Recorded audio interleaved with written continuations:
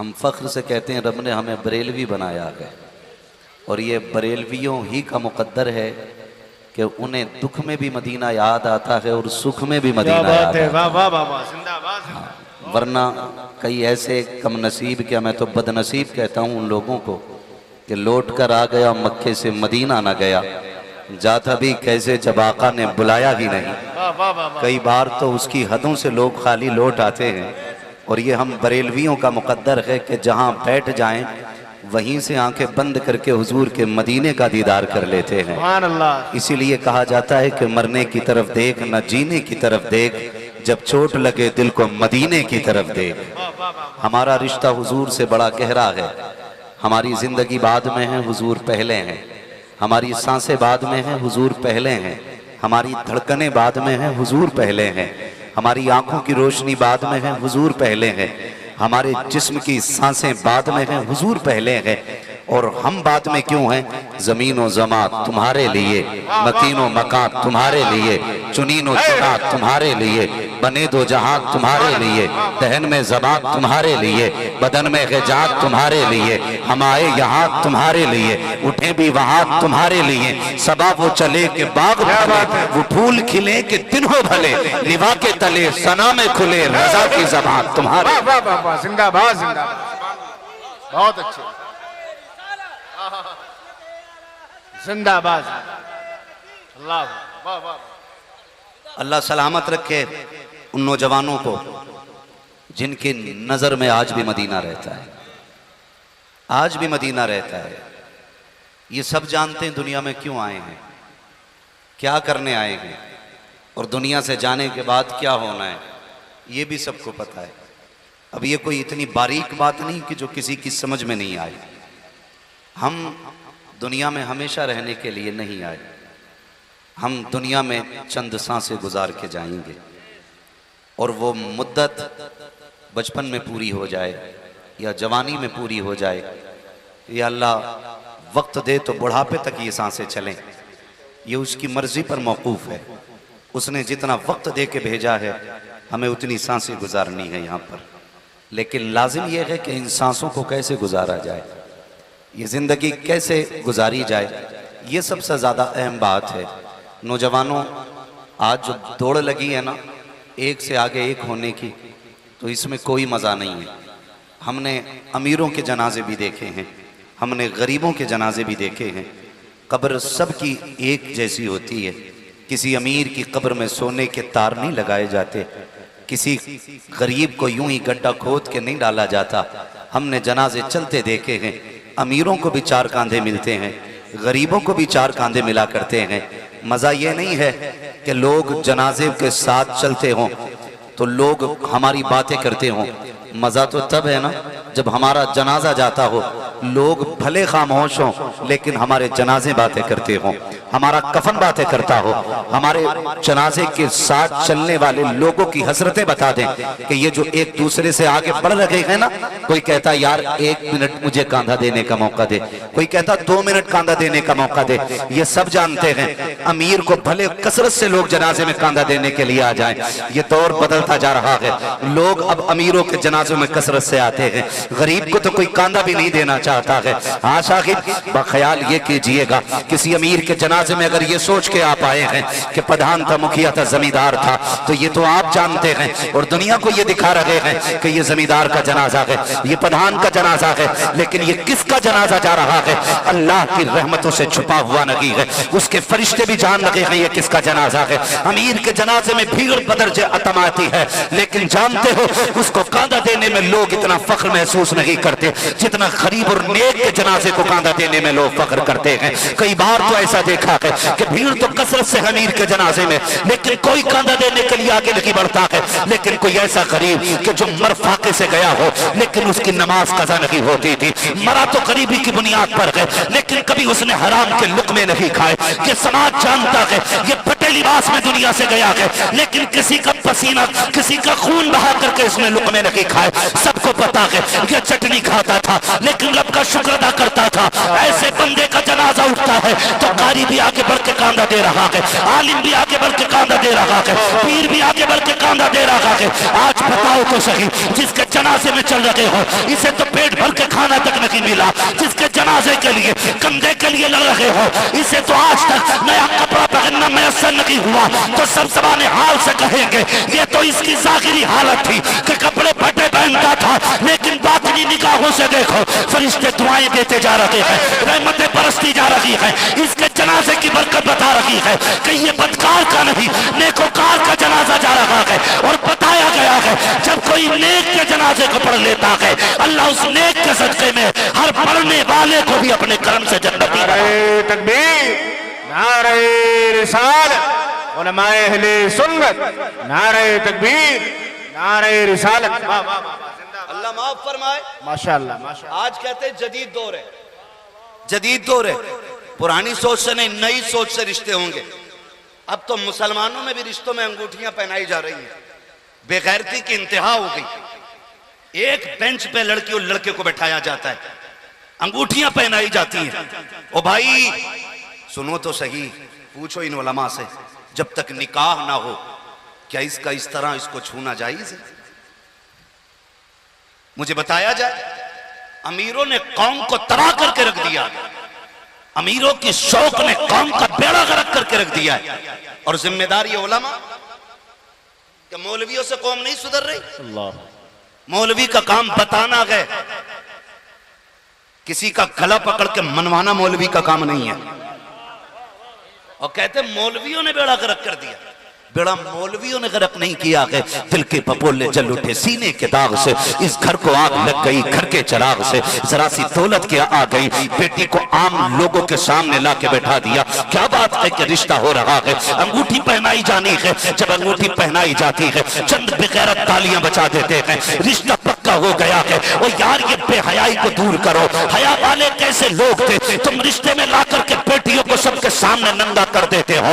हया वाले ऐसे ऐसे लोग हैं, कितने शादी के कार्ड आते हैं कि बेटियों का नाम तक उन कार्डों पे नहीं होता है। हाँ, दुख्तरे नेक अख्तर लिखने के बाद बाप का नाम डाल दिया जाता है। पूछो कभी इन लोगों से तुमने कार्ड में बेटी का नाम क्यों नहीं डाला? क्या गैरत आती है हमारी बेटी का नाम गैर महरम की नजर में जाए? ये गैरत वाले बाप की गैरत को गवारा नहीं हुआ। वाह वाह वाह, जिंदाबाद, क्या बात है, वाह वाह वाह। मरना नहीं है हमें, मरना नहीं है, लाके खड़ा कर दिया, अंगूठी पहनाई जा रही है, इतना पतला कपड़ा टांगा जाता है कि उस पर्दे की आड़ से सब कुछ नजर आता है।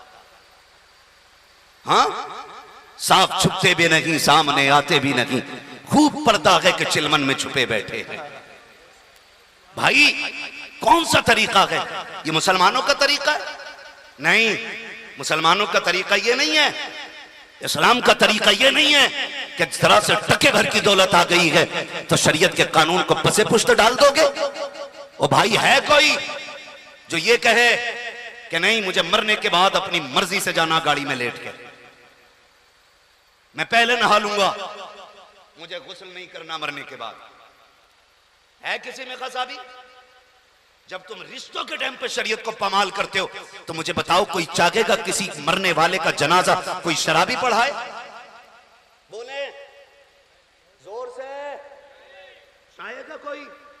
हर बंदा ये चाहता है कोई ऐसा शख्स खड़ा हो मुसल्ले पे आके कि कब्र में जाने से पहले उजालों का इंतजाम हो जाए। हर शख्स की यही ख्वाहिश होती है, यही मकसद भी होता है कि कब्र में जाने से पहले बख्शिश का इंतजाम हो जाए। अगर तू इतना निडर है, तुझे खौफ नहीं है अल्लाह का, तो फिर कह के मर के मेरे जनाजे की नमाज नहीं होनी है। मर कह के कि कोई मेरे जनाजे की नमाज मत पढ़ना, नहीं कह सकते ना, क्योंकि वहां फिर सबको औकात याद आ जाती है, सबको औकात याद आ जाती है। इस तरह रिश्ते करते हैं हम। मेरे भाई सोच तो सही, अल्लाह सलामत रखे इस घराने को जिसने बेटे की शादी पे हुजूर के नाम की महफिल सजाई है। और अल्लाह हमारी कौम के हर जवान को यह फिक्र अता करे कि वो अपने निकाह के मौके पे हुजूर की बातें करे। सुभान अल्लाह, ये हर नौजवान की फिक्र होनी चाहिए। और मैं तो ये सोचता हूँ ये भी एक किस्म का जिहाद है। कारी साहब, ये भी एक किस्म का जिहाद है। जबकि दुनिया डांस के डीजे के आगे उसकी थाप पे कूद रही हो, हमारे नौजवान की नस ऑटोमेटिक फड़कने लग जाए डीजे की आवाज सुन के, ऐसे माहौल में निकाह के मौके पे हुजूर का जलसा, कितने लोग बातें करेंगे, कहेंगे एक ही टाइम आता निकाह का, उसमें भी तुमने जलसा कर लिया। आज तो कम से कम खुल के मौज हो जानी चाहिए थी। ओ भाई, निकाह एक बार होता है, फिर मौत भी तो एक ही बार आती है। निकाह तो फिर भी आप एक वक्त में शरीय एतबार से 4 कर सकते, एक वक्त में 4 कर सकते हैं, यह के बाद दीगरे तो आप सैकड़ों भी कर सकते हैं। एक वक्त में 4 बीवियों से ज्यादा नहीं रख सकते, लेकिन एक वक्त में 4 जमाना हो इस तरीके से सैकड़ों आप कर सकते हैं। लेकिन मरना एक बार है, मरना एक बार है। जरा समझो तो सही, गौर करो मेरे भाई, बुरा मानने की जरूरत नहीं है। हम ही में से कुछ लोग खड़े हो जाते, कहते हैं छोड़ यार जलसा, डीजे बजा ले। इमाम साहब ने कई जगह पाबंदी लगाई कि अगर डीजे लाए तो 5000 का दंड पड़ेगा। ऐसे ऐसे बेगैरत 5000 पहले देके कह रहे डीजे बजाने दो। 5000 ले लो हमसे, लेकिन डीजे बजाने दो। 5000 दे दिए, डीजे बजाया, क्या खरीदा तुमने? जहन्नम। गुनाह खरीदा आपने, और डंके की चोट पे अल्लाह वालों के सामने सीना तान के तुमने कहा कि डीजे बजेगा, भले 5000 पहले ले लो, और लोगों में बातें हुई, देखा बजवा दिया, भले 5000 दिए। ये हमारी कौम की कंडीशन है। सोचो तो सही, क्या हमें हक है अल्लाह और उसके रसूल की नाफरमानी का? गुंजाइश है कुछ? अगर हो तो ला के बताओ, मौलवी सबसे पहले बजाएगा। अकली दलील कोई लेके आ जाओ भाई, कुछ तो लेके आओ। फिर कहते हैं मौलाना 4 महीने हुए निकाह को, बस तलाक का नंबर है, दुआ कर दी। आना फिर भी मौलवी के पास नहीं, पलट के फिर मौलवी के पास आ रहा तलाक। और मैं ऐसे नंगों को भी जानता हूं जिन्होंने बेटों की शादी पे 1.5 लाख का डीजे किया, और शाम को नाचने वाले 5000 के लिए अगले दिन सुबह में दरवाजे पे खड़े थे। ये बेगैरती है। कर्जा करके हम गुनाह मोल लेते, कर्जा करके गुनाह लेते। बताओ, शादी के कार्ड छपते हैं? बोले छपते हो तो बोल देना, तो कोई मसला ही नहीं। छपते हैं कि नहीं शादी कार्ड? दावतनामे आगे वाले बोले छपते हैं, फिर उस पे नाम भी लिखे जाते हैं ना सबके। क्यों? दावत दी जाती है। उनके छापने का मकसद ही ये होता है कि मेरे घर फला शख्स आए जिसका नाम मैं इस कार्ड में डाल रहा हूं। अच्छा, लोग जब लिस्ट बनाते हैं तो एक एक बंदे का नाम ढूंढ ढूंढ के डाला जाता है। 4 दोस्त होते हैं, और दोस्त अच्छे भी होते हैं, बुरे भी हो सकते हैं। ये भी हो सकते हैं, छोड़ यार कहां जलसा करा रहा है, आज डीजे बजा। वो कहता है नहीं मौलवी साहब सख्त हैं, तो कह रहा पैसे मैं दे दूंगा। डीजे बज गया, अब्बा से कहा क्यों बजा तेरे घर? कह रहा बच्चे नहीं माने। अच्छा आप ये बताइए, रिश्ता बाप की मर्जी से हुआ है कि अपनी मर्जी से? बोले बाप की मर्जी से हुआ ना। वहां तो बेटा मान गया था, डीजे में बेटा क्यों नहीं माना? पता चला अब्बा की तरफ से भी ढील थी।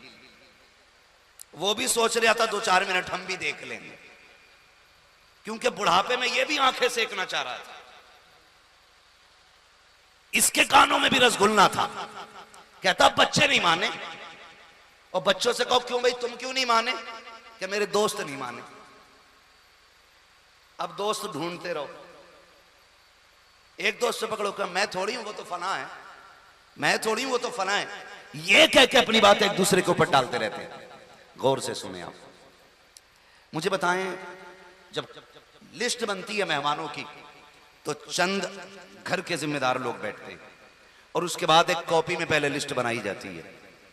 खालू का नाम, मामू का नाम, सारे रिश्तेदारों का नाम, फिर दोस्तों अहबाब का नाम, मिलने वालों का नाम, जितने लोगों को दावत जानी थी सबका नाम डाल दिया जाता है। फिर उसके बाद बार बार वो लिस्ट पढ़ी जाती है।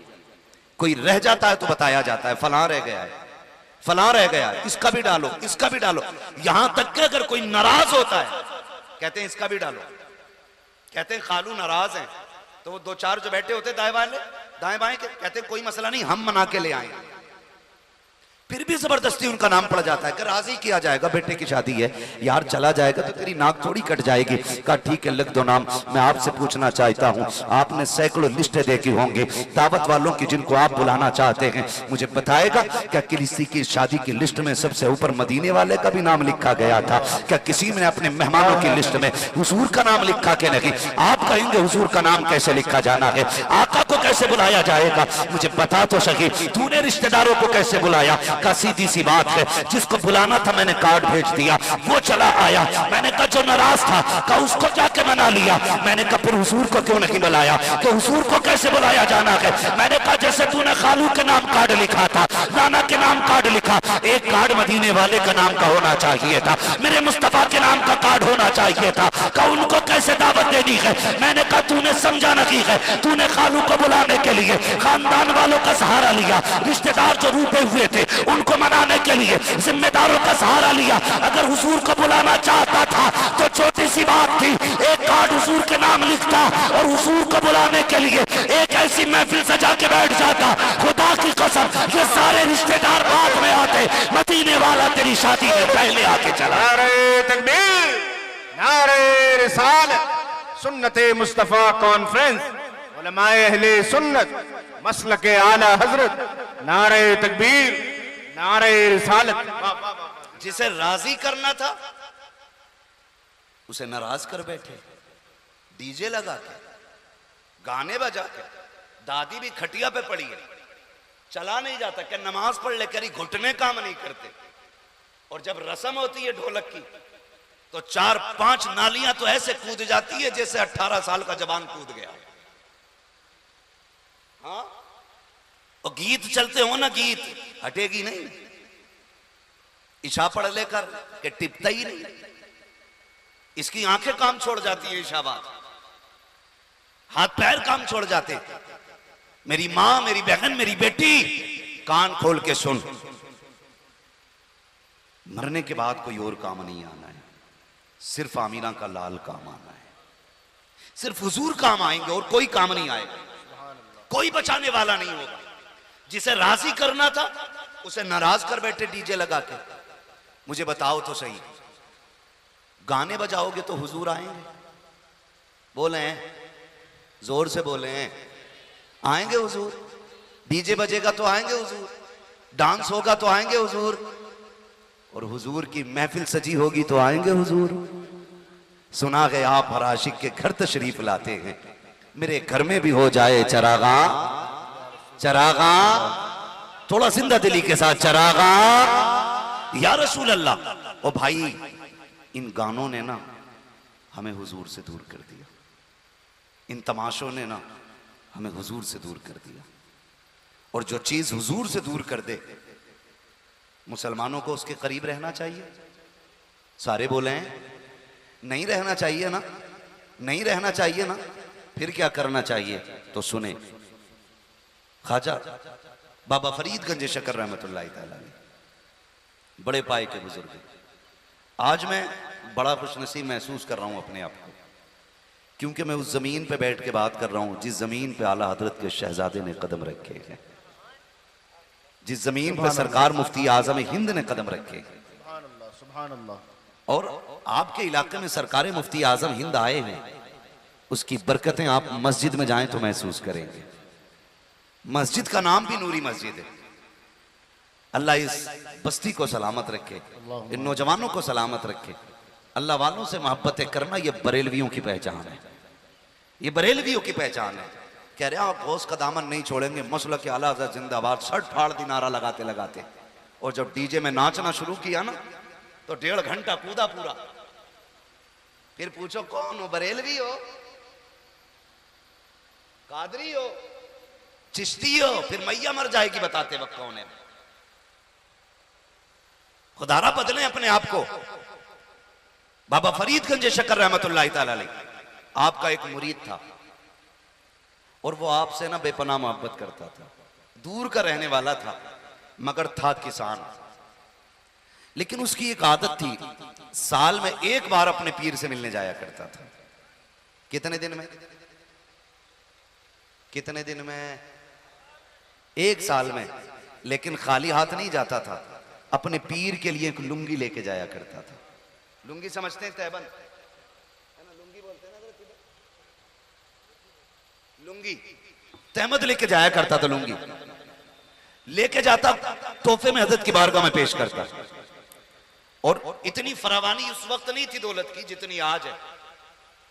आज तो बंदा फेंकता ज्यादा है, पहनता कम है। अल्लाह माफ करे, हमारी कौम को एक शौक उठाए, सिर्फ खाना खाने का शौक। इतने होटल खुलते जा रहे हैं, जब होटल की कसरत दिखाई दे समझ लेना मुसलमानों का इलाका आ गया। सबसे कम होती जा रही है किताबों की दुकानें, दरसगाहें, खानकाहों के निजाम, बेशक ये खत्म होते जा रहे हैं, होटल खुलते जा रहे हैं। गाड़ी में बैठे चाबी लगाई, किधर जा रहे थे? होटल में। किधर जा रहे थे? होटल में। यही काम रह गया हम लोगों को, होटल जा रहे हैं। मेरी कौम के नौजवानों, कान खोल के सुनो, बात पड़ जाएगी अगर मैं इस मौजू पे बात करूं तो। बस मैं जरूरी बात आपको समझाना चाहता हूं। जो गाना बजाने वाले बहुत गौर से मेरी बात सुने। साल में एक बार आता, पीर साहब के लिए लुंगी लेके आता, लेकिन वो पीर भी अल्लाह वाले थे, लालची नहीं थे। 6 मागी, शशमागी, सालाना, तिमाहा, ऐसा पीर नहीं था। उस वक्त का माहौल इतना अच्छा था कि लोग पीरों को तलाश करते थे। आज पीर मुरीदों को तलाश करते हैं। जैसे शिकारी शिकार तलाश करता है ना, ऐसे पीर मुरीद ढूंढते फिर रहे, पकड़ पकड़ के पूछ रहे किसी का हो गया कि नहीं। कहा नहीं तो का फिर मेरा ही हो जा। उठने का मौका नहीं दे रहा महफिल में से। सही है। कह रहा बैठा रहे और रुमाल पकड़ ले। इतना डरा दिया जाता है कि मजबूरी में सोचता अगर ऐसे ही उठ गया तो लगता कि रात को सांप ना काट ले। ये कंडीशन है। पहले लोग वो होते थे जो पीर तलाश करते थे, अपने गुनाहों का एहसास होता था, तब कहते थे अल्लाह वाला मिल जाए। अल्लाह की बारगाह तक पहुंचना चाहते थे, तब अल्लाह वाले को तलाश करते थे। अपनी जिंदगी और आखिरत को संवारना चाहते थे, तब अल्लाह वाले को तलाश किया जाता था। आज बैंक का निजाम संवारना होता है तो मुरीद तलाश किए जाते हैं, चंदा बढ़ाना होता है तब मुरीद तलाश किए जाते हैं, क्वांटिटी मुरीद की बढ़ानी होती है तब मुरीद तलाश किए जाते हैं। अल्लाह वाले वो नहीं होते हैं जो लोगों को तलाश करते हैं, अल्लाह वाले वो होते हैं जिन्हें दुनिया तलाश किया करती है। अल्लाह वाले वो नहीं होते जो दुनिया के पीछे भागते हैं, अल्लाह वाले वो होते हैं जिनके पीछे दुनिया भागा करती है। अगर तुमने ना देखा हो तो आज मैं बताना चाहता हूँ, ज़माने ने देखा है ताजुश्शरिया जिन गलियों से गुजरते थे, कोई बताए ना बताए रब की रहमतें बताती थी, अल्लाह वाला गुजर के जा रहा है, बिना बताए आशिकों का हुजूम लग जाया। नारे तकबीर, नारे रिसालत, नारे रिसालत, मसलके आला हजरत, बस्ती बस्ती करिया करिया, बस्ती बस्ती करिया करिया, इल्म का सूरज फैज का दरिया। नारे तकबीर, नारे रिसालत। वाह वाह वाह वाह। 8 दिन मुरीद के हुजरे में से नहीं निकल रहा है। मुरीद के कमरे में ऐसा बंद हुआ कि निकलता ही नहीं बाहर। कह मस्जिद में चला जा तो कह रहा मदीने में पढ़ के आया हूं नमाज। बेगैरत कहीं के, रोटी हिंदुस्तान में खा रहा है, नमाज तेरी मदीने में हो रही है। वहीं खाना क्यों नहीं खा के आता? बाहर मस्जिद में हजरत इसलिए नहीं जाता, मौलवी ने पकड़ लिया तो कलमा भी याद नहीं है इसे। कलमा भी याद नहीं। कलमा सुन लो तो कह रहा हम तो फकीर हैं। फकीर नहीं है तू, जानवर है, गधा गधा जिसे कलमा तक नहीं आता। वो भाई ऐसे लोगों से बचे। अल्लाह वाले सरकार मुफ्ती आजम इन सफर में जा रहे, मुरीद साथ में थे। एम्बेसडर कार थी उस वक्त में, बहुत पुरानी गाड़ी, एम्बेसडर बोलते हैं क्या? एम्बेसडर ऐसी कुछ, एम्बेसडर ही बोलते हैं। वो गाड़ी थी। आप उतरे गाड़ी से क़यामगाह पे पहुंच गए। आपके साथ जो थे कारी साहब, आपने पूछा वो कहाँ हैं? तो वो पीछे रह गए। पूछा वो पीछे कैसे रह गए? कहा हुजूर उनकी उंगली में चोट लग गई है। चोट कैसे लगी? तो गाड़ी की खिड़की बंद की ना, तो वो तो देसी गाड़ी थी, झाड़ से मारी तो उंगली दब गई और ये उंगली बिल्कुल पिस गई। मुफ्ती आजम के पास आए, हुजूर उंगली पिस गई है। आपने यूं पकड़ा, दम किया, कहते हैं ऐसे ही हो गई जैसे पहले थी। सुभान अल्लाह, सुभान अल्लाह। ये बातें अल्लाह वालों की होती हैं। आज पूरा पीर सूख जाता फूंक फूंक के, फर्क ही नहीं पड़ता, फर्क ही नहीं पड़ता। तो ऐसे अल्लाह वाले नहीं, वो साल में एक बार जाता मिलने के लिए, लुंगी लेके जाता, बाबा फरीद से मुलाकात करता, वापस आ जाता। अल्लाह अकबर, एक साल वो नहीं आया। बाबा फरीद परेशान हो गए, लुंगी के लिए नहीं, मुरीद के लिए, मुरीद के लिए परेशान हो गए। वो आया अगले साल तो 2 लुंगी लेके आया, एक पिछले साल की और एक इस साल की। 2 साल में पहुंचा था, लुंगी लेकर के आया, बाबा फरीद की बारगाह में जाके पेश कर दी। हजरत ये 2 लुंगी लेकर के आया हूं, एक इस साल की है और एक गुज़श्ता साल की है। बाबा फरीद उसकी तरफ निगाह उठा के कहते हैं, यार बताना पिछली बार क्यों नहीं आया था? कहता हुजूर इस बार तंगी बढ़ गई थी, लुंगी नहीं खरीद पाया, इस वजह से सरकार में नहीं आ पाया था, खाली हाथ आने की हिम्मत नहीं होती थी, इसलिए मैं नहीं आया, क्योंकि लुंगी खरीदने के पैसे नहीं थे और मैं खाली हाथ नहीं आना चाहता था। बाबा फरीद ने लुंगियां ली, उनमें आग लगा दी। जब आग लगी तो वो तड़प गया, हुजूर कीमती लुंगी है, अच्छी लुंगी है, सरकार बताएं पसंद नहीं आई क्या? फरमाने लगे नहीं, बात ये नहीं है। कहा हुजूर फिर आग क्यों लगा दी? फरमाने लगे तू नहीं समझा, तू लुंगी की वजह से पिछले साल नहीं आया। कहते मैंने आग इसलिए लगाई है, जो चीज यार को यार से दूर कर दे ऐसी चीज को आग लगा देनी चाहिए। जो चीज महबूब को मुहीब से दूर कर दे उस चीज को आग लगा दो। तो नौजवानों, अगर लुंगी की वजह से मुरीद बाबा फरीद से दूर हुआ, बाबा फरीद ने आग लगा दी, आज तुम डीजे की वजह से मुस्तफा से दूर हो रहे हो, ऐसे डीजों को आग लगा दो जो मुस्तफा से दूर कर रहे हैं, ऐसे गानों को आग लगा दो जो मुस्तफा से दूर कर रहे हैं, ऐसी महफिलों को आग लगा दो जो मुस्तफा से दूर कर रहे हैं। उन महफिलों को सजाओ कि तुम मदीने जाओ ना जाओ, मदीने वाला चल के तुम्हारे शहर में आ जाए। नारे तकबीर, नारे रिसालत, सुभान अल्लाह, सुभान अल्लाह, जिंदाबाद, जिंदाबाद। करेंगे इंशाअल्लाह। शादी पे हुजूर की महफिल सजेगी इंशाअल्लाह, सारे बोले इंशाअल्लाह। जब महफिल सुन्नत हुजूर की है तो फिर बातें भी हुजूर की होनी चाहिए। निकाह किसकी सुन्नत है? जोर से, हुजूर की सुन्नत है। तो बातें फिर किसकी होनी चाहिए? हुजूर की होनी चाहिए। मैं बड़ी से बड़ी कसम उठा के ये बात कह सकता हूं कि दुनिया में कोई किसी के लिए इतना नहीं रोया जितना मेरा नबी अपनी उम्मत के लिए रोया है। आज उम्मत का इतना भी फर्ज नहीं बनता, उसे इतना भी हक नहीं आज उम्मत को कम से कम खुशी में हुजूर की बातें कर लिया करे। आज इतना भी ख्याल हमें नहीं आता कितना रोए हुजूर उम्मत के लिए। उनके अबू बकर तो जन्नती हैं, उनके उमर भी जन्नती हैं, उनके उस्मान भी जन्नती हैं, उनके अली भी जन्नती हैं, हाँ उनके तमाम सहाबा जन्नती हैं। फिर हुजूर किसके लिए रोते थे? या तो तेरे लिए रोते हैं या फिर मेरे लिए रोते हैं। मुझे बताया जाए। अल्लाह। हाँ, हजरत आयशा सिद्दीक़ा ने जब हुजूर को कमजोरी की हालत में देखा रो के कहा था, इस उम्मत ने मेरे महबूब को कमजोर कर दिया है। ओ भाई, हम गुनाहगारों के गुनाहों को याद करके हुजूर रोए। कितना प्यार हुजूर हमसे करते।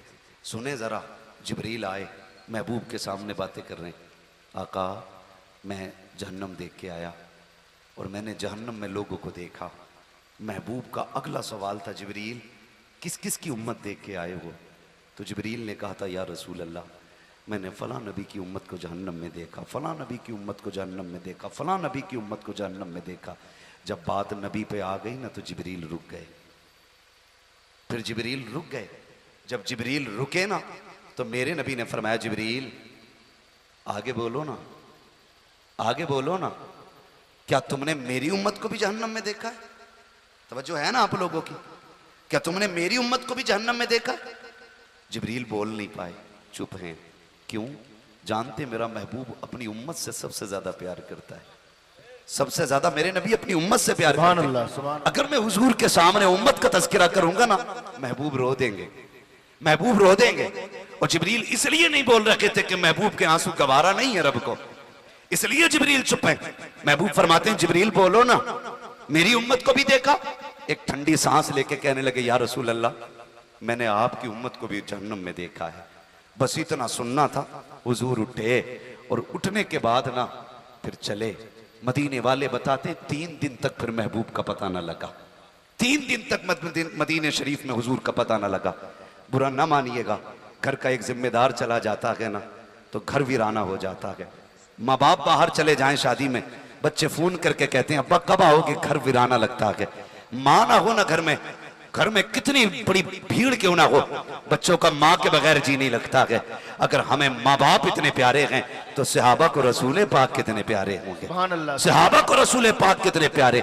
आज उम्मती के इश्क का आलम यह है, हमने महबूब को देखा ना की है, हमने हुजूर को अपनी आंखों से नहीं देखा है, लेकिन फिर भी इश्क इतना है, अगर उनके नाम पे जान देने की बात आ जाए, हुजूर का एक उम्मती सबसे अगली सब में खड़ा हो जाएगा। ये हुजूर के इश्क की बात है। और यार अगर बिन देखे इश्क का ये आलम है तो फिर अबू बकर के इश्क का आलम क्या होगा, उमर के इश्क का आलम क्या होगा, उस्मान के इश्क का आलम क्या होगा, अली की मोहब्बत का आलम क्या होगा, और फिर खुद उनके जिगर का टुकड़ा खातून जन्नत उनके इश्क का आलम क्या होगा, और वो हसनैन जो कंधों पे खेलते थे उनके इश्क का आलम क्या होगा। सहाबा कहते हैं एक नहीं दो नहीं तीन दिन हो गए महबूब नजर नहीं आए। अब मस्जिद नबवी सोनी सोनी लगती है, मस्जिद में जाते हैं मेहराब खाली देखते हैं, आंसू निकल आते हैं, सुफ़ा पे जाके बैठते हैं, चबूतरा खाली नजर आता है तब भी आंसू निकल आते हैं। महबूब को देखे बगैर अब दिल बेकरार है, हर जगह तलाश किया गया, मुस्तफा का पता ना लगा। हुजूर के एक सहाबी हजरत उमर से बातें करते हैं, क्या किया जाए, का बस्ती तो ढूंढ ली है, एक एक घर का पता लगा लिया है, चलो जंगल में तलाश किया जाए। जंगल की तलाशी की बारी आई, हुजूर के एक सहाबी तोड़े जंगल में मुस्तफा को दीवानों की तरह तलाश कर रहे हैं। आज हमें सुभान अल्लाह कहते हुए मौत आती है, नात ऐसे सुनते हैं जैसे मैयतों के सामने कोई मरसिया पढ़ा जा रहा हो। और यार जब हुजूर का जिक्र हुआ करे दीवाना बार बोलने लग जाया करो, इसलिए कि ये उनके इश्क का कमाल है, जिस सीने में उतर जाता है उसे दीवाना बना दे। नारे तकबीर, नारे रिसालत, सुन्नते मुस्तफा कॉन्फ्रेंस, उलमाए अहले सुन्नत, मुसलमानान अहले सुन्नत, मसलके आला हजरत हजरत अल्लामा मुफ्ती हम्माद रजा साहब किबला, नारे तकबीर, नारे रिसालत। सुने जरा कान खोल करके, डीजे बजाते हो तुम्हारी मर्जी है, क्या करना है तुम जानो, हदें तोड़नी है शरीयत की या कायम रखनी है, ये फैसला खुद करके जाइएगा। हम ख्वाब में आके आपको नहीं समझाएंगे, आपकी शादी में आके कलाई नहीं पकड़ी जाएगी, आपको रोड पे जलील नहीं किया जाएगा, आपको चौक में खड़ा करके जूता नहीं मारा जाएगा। सिर्फ बताने के लिए आए हैं ताकि मेरे नबी का पैगाम एक एक बंदे के सीने तक पहुंच जाना चाहिए। अल्लाह अकबर, कान खोल करके सुनना। वो सहाबी जंगल की तरफ गए, मुस्तफा को तलाश कर रहे हैं। एक चरवाहे से जाके पूछा, बता यार तूने मेरे महबूब को देखा हो तो बता तो सकी। उसने कहा कौन तुम्हारा महबूब है, मैं तो नहीं जानता हूँ, कुछ पहचान हो तो बता। अब गुलाम की पहचान देखें कैसे बयान कर रहा है। कहता जब मेरे महबूब चलते हैं तो रहमतें बरसा करती है, वो बोलते हैं तो लबों से फूल झड़ा करते हैं, निकाहें उठती है तो मुर्दों को जिंदगी मिल जाती है, तो लफ्ज बोल देते हैं तकदीर बन जाया करती है। अदाएं चलने की देखो, कुरान की आयतें बन जाती है,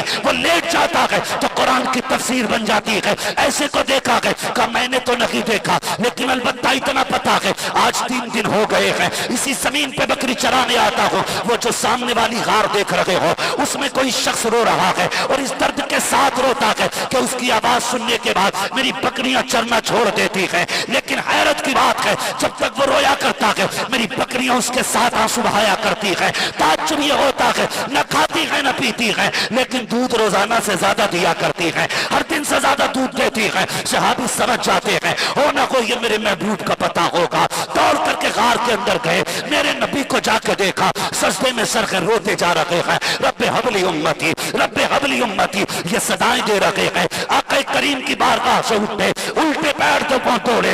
अबू बकर मुस्तफा का पता मिल गया है, उमर मुस्तफा का पता मिल गया है। जब सहाबा इकराम को पता चला कि आका करीम का पता मिल गया है, सारे बेकरार होकर के गार की तरफ आए हैं। आका करीम की बारगाह में सिद्दीक अकबर भी खड़े हैं, फारूक आजम भी खड़े हैं, बड़े बड़े सहाबा खड़े हैं। महबूब लौट चले, आपके बगैर मस्जिद सुनी सुनी लगती है, आपके बगैर गलियां अच्छी नहीं लगती है, मेरे महबूब चले तो सही, आपके तसव्वुर के बगैर जीना मुश्किल हो गया है। मेरे नबी ने कहा था वापस नहीं जाना है, आज मुझे उम्मत का ख्याल आ गया है, उस वक्त तक वापस वापस नहीं जाऊंगा जब तक उम्मत के हक में कोई हतमी फैसला नहीं हो जाता है। इसलिए मेरे आका करीम ने गार से बाहर निकलने से इनकार कर दिया है। अल्लाह अकबर, बातें हो रही है, सोच रहे हैं कैसे आका करीम को मनाया जाए, कैसे सरकार को उठाया जाए। जब ये बातें होती रही, आखिरकार किसी ने मशवरा दिया, बल्कि किसी ने क्या, सबसे आगे बढ़े सलमान फारसी, कहते हैं अगर हुजूर को मनाना है तो फिर देर ना करो, कोई जाके इनकी शहजादी खातून जन्नत फातिमा ज़हरा को बुला लाए। जब वो आ जाएंगी, फातिमा वो है जिनकी ना खुदा ने टाली है और ना कभी मुस्तफा ने टाली है। सुभान अल्लाह, सुभान अल्लाह, जिंदाबाद जिंदाबाद, नारे तकबीर, नारे रिसालत, उलमाए अहले सुन्नत, नारे तकबीर, नारे रिसालत। तवज्जो है आप लोगों को? तवज्जो है? जरा कह दें या रसूल अल्लाह। अल्लाह सलामत रख के कहा जाओ कोई खातून जन्नत को बुला लाओ। हजरत सलमान फारसी, कौन सलमान? जिसके लिए मेरे नबी ने कहा था सलमान मेरे घर वालों में से है। सलमान फारसी दौड़े, खातून जन्नत के दरवाजे पे गए। सैयदा, बाबा का पता मिल गया है, बेटी है, बेकरार हो गई। बेटी बेटी होती है, बेटियां बाप का दुख बर्दाश्त नहीं कर पाती, और ना ही बेटी बाप बेटी का दुख बर्दाश्त कर पाता है। बहुत गौर से मेरी बात सुनिएगा। आज जो ये तलाक की शराम होती जा रही है ना, खुदारा रोको इसे। तुम्हारे 3 जुमलों से एक नहीं कई जिंदगियां बर्बाद होती है, कई जिंदगियां बर्बाद हो जाती हैं, और तुम अपनी अना की खातिर किसी की बेटी का जीवन हराम करते हो, बच्चों का जीवन हराम करते हो, और साथ में ना बच्ची के बाप का जीवन हराम कर देते हो। खुदारा बंद करो इस शरा को। अपनी अना की खातिर किसी बाप पर बेटी का बोझ ना डालना, मत डालना, इसलिए कि बाप को 9 बेटियां बोझ नहीं लगती है, बाप को 10 बेटियां बोझ नहीं लगती है। बाप को सबसे ज्यादा बोझ तब लगता है जब बेटी हाथ में तलाक का कागज लेके घर आती है। दौर बदला नहीं? पहले जब तलाक होती थी बाप रातों रात खुदकुशी कर लेता था, और कहता था नहीं सुबह समाज को मुंह क्या दिखाऊंगा। आज बदनसीबी देखे हमारे मुआशरे की, बाप कोर्ट में खड़े होकर कहता नहीं जी तलाक लेने आया हूं बेटी के लिए। धूप नहीं पड़ जाती बाप पे? जो खड़े होकर के बेटी की तलाक की बात करता है, शर्म नहीं आती है? कल जब किसी की बेटी को तलाक होती थी, कई कई दिन तक घर में खाना नहीं बनता था। आज भाई खड़े होकर तलाक का दावा कर रहा है, और इज्जतें उछाली जा रही हैं कोर्ट में, इज्जतें। वकील मजे ले लेके पूछते क्यों दे रहे हो तलाक? कहता मैंने फला के साथ इसे देखा था। बात यहां खत्म नहीं हो जाती, फिर और हिंदी की जिंदी की जाती है। फिर यह पूछा जाता था किस हाल में थी, कपड़े थे कि नहीं थे, कंडीशन क्या थी, सूरत क्या थी।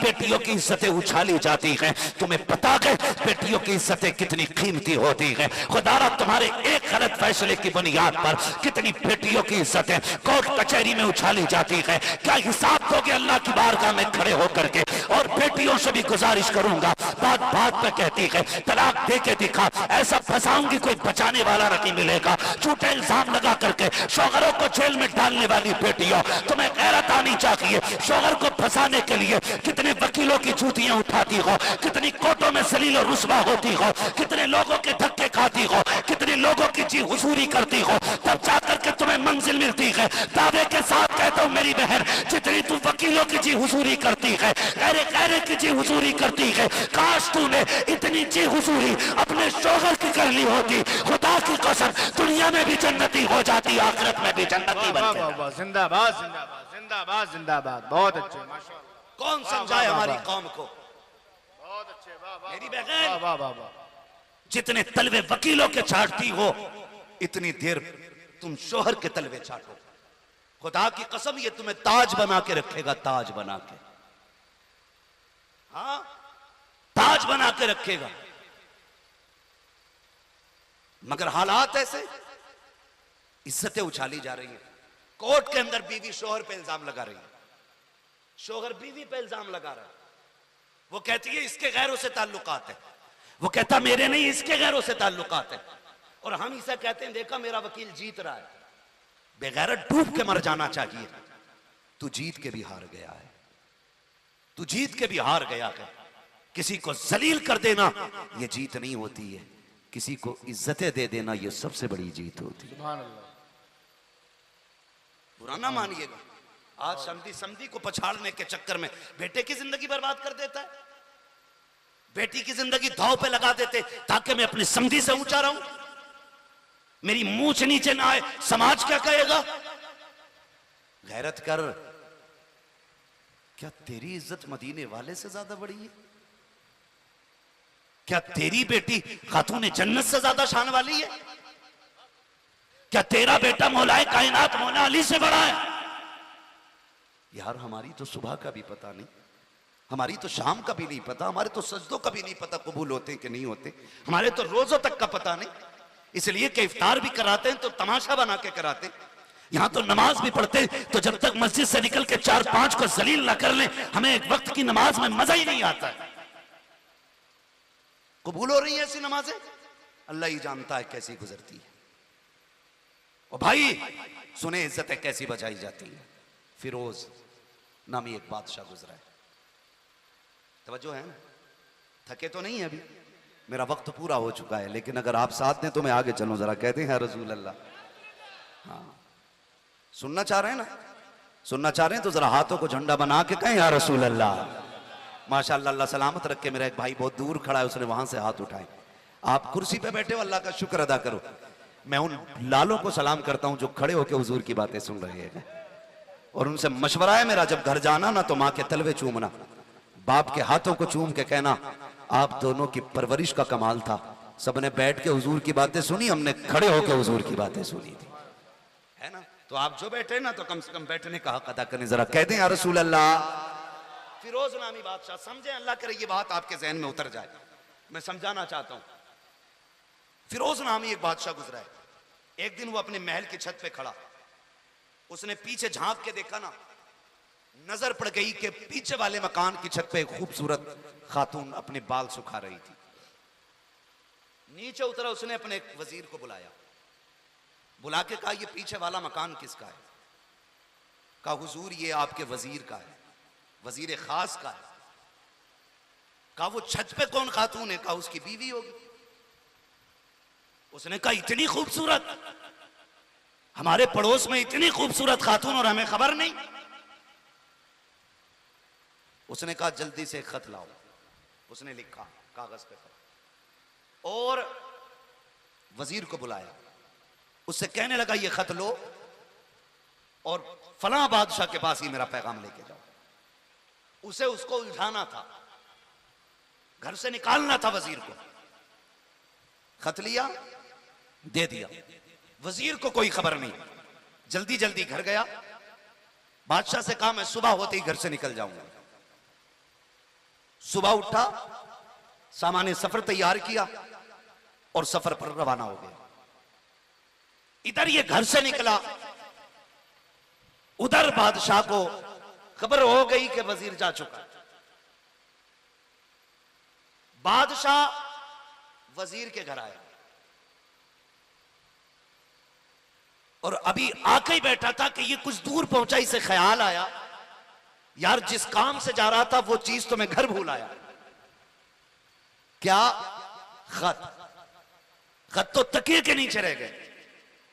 ये वापस पलटा, जब वापस आया तो खबर हो गई बादशाह को कि वो वापस आ गया। बादशाह जूते छोड़ करके दबे पैरों से दूसरे रास्ते से महल में चला गया। अब वजीर था, इसे बादशाह के जूतों की तो खबर थी ना, पहचान थी, जूते रह गए। जब जूते पड़े देखे बादशाह के तो वजीर की आह निकल गई। उसने बातिल नाखास्ता घर में कदम रखा, बीवी से कुछ नहीं कहा, खत उठाया, वापस सफर पर रवाना हो गया। हुआ क्या था, जैसे ही बादशाह घर में आया, वजीर की बीवी ने बादशाह को आते देखा, गर्दन झुक गई। कहा सरकार आप? कहा हां। कहा किस लिए आए हो? कहा आज तुम्हारे घर पे मेहमानी करने के लिए आए, आज तुम्हें हमारी खिदमत करनी है, हमें खुश करना है। तो जानते हो वजीर की बीवी ने क्या कहा? कहा बादशाह हम आपकी रियाया हैं, आप जो चाहे हमारे साथ सलूक कर सकते हैं, लेकिन सुना यह है कि शेर कभी कुत्तों का झूठा नहीं खाया करता है। शेर कभी कुत्तों का झूठा नहीं खाया करता है, और जो कुत्तों का झूठा खा ले वो शेर नहीं होता है। जब इतनी बात कही तो बादशाह की हया से गर्दन झुक गई, बादशाह नंगे पैर लौट गया। इतने में वहां गया वजीर।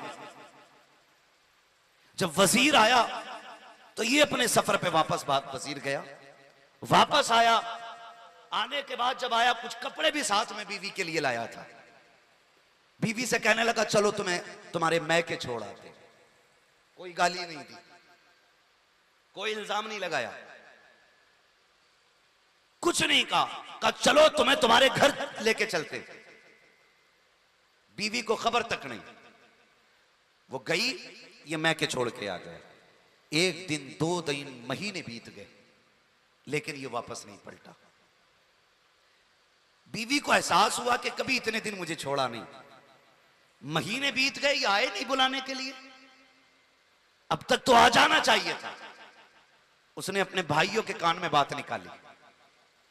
एक भाई चल करके आया, उसने आकर के बड़ी तहजीब से कहा कि आप हमारी बहन को बुला के क्यों नहीं लाते? तो उसने कहा कि मैं अब आपकी बहन को लाना नहीं चाहता। साफ इनकार कर दिया। भाइयों से भी कुछ नहीं कहा उसने। आज तो जरा सी बात हो जाए, झगड़ा हो जाए, डायरेक्ट बीवी फोन लगा के कहती है मैके को, आज मेरे शौहर ने चप्पल उठा लिया था। इस वजह से सबसे ज्यादा तलाकें हो रही हैं। आज डांटा है अम्मा मुझे, आज मुझे गालियां दी हैं। बात बात पे घर वालों को फोन करके बेटियां बताती हैं। अभी झगड़ा खत्म नहीं होता, कुछ तो इतनी 420 होती हैं, झगड़े के बीच में ही फोन लगा के जेब में डाल लेती हैं। जितनी शौहर गालियां दे रहा है वो सारी अब्बा सुन रहा है उधर। भाई किसी की भी बेटी को गाली दोगे तो बाप को बुरा लगेगा कि नहीं? लगेगा कि नहीं? बोले, लगेगा कि नहीं? लगेगा नहीं? भाई आप आगे बैठे हैं, खाली गर्दन झुका हिला रहे हैं। अगर थक गए तो पीछे जाके बैठ जाएं, किसी बोलने वाले को आगे जगह दे दें। अगर किसी की बेटी को गाली दोगे तो बाप को बुरा लगेगा, भाई को भी गुस्सा आएगा, और जब गुस्सा आएगा तो फिर वो प्यार की बात तो करेगा नहीं ना, वो तो तिया पांचा करेगा आके, फिर वो आके तुम्हें गाली बकेगा। तो बहन बेटी से मेरी इतनी गुजारिश है, चूंकि शादी का प्रोग्राम है इसलिए ये पैगाम जिंदगी का दे के जा रहा हूं, कितना भी झगड़ा शोहर से हो जाए, कभी मैके वालों से बात ना करना, उसकी खबर मैके वालों को ना देना। आज डांटा है, मारा है, आज गुस्सा है ना, कल प्यार भी यही करेगा। और ये तुमने भी देखा होगा, पहले कहती है ना एक बाप की औलाद है तो दे तलाक, जब वो दे देता है ना 3 तलाक है तो 1 महीने बाद कहती है कोई रास्ता है लौट के आने का? मैं ना जी पाऊंगी, तुम्हारे बगैर मर जाऊंगी मैं। 1 महीने बाद इसका इश्क जागता है। और भाई जब इश्क 1 महीने बाद जागता है, पता है, तो 1 महीने तक सब्र करके घर रह के देख ले, रह सकती है कि नहीं शौहर के बगैर? बाद में तलाक ले ली। मजबूर कर देती हैं औरतें, ऐसे ऐसे ताने देती हैं कि शौहर को तलाक देनी पड़ जाती है। फरमाया गया जो बिना किसी उज़्र शरई के अपने शौहर से तलाक का मुतालबा करेगी, ऐसी औरत को जन्नत की खुशबू तक नहीं दी जाएगी। हाँ, ऐसी औरत को जन्नत की खुशबू तक नहीं दी जाएगी जो बिना किसी उज़्र शरई के शौहर को मजबूर करेगी तलाक देने के लिए। उसने जलील नहीं किया, आके सीधी बात की, बुला के नहीं लाना, कहा नहीं, कहा हम दावा करेंगे काजी के दरबार में, कहा कर दो। भाइयों ने जाके मुकदमा कर दिया, फलां शख्स है, हमने अपनी बहन उसके निकाह में दी थी, 2 महीने हो गए बुलाने नहीं आया। काजी के दरबार में वजीर को हाजिर किया गया।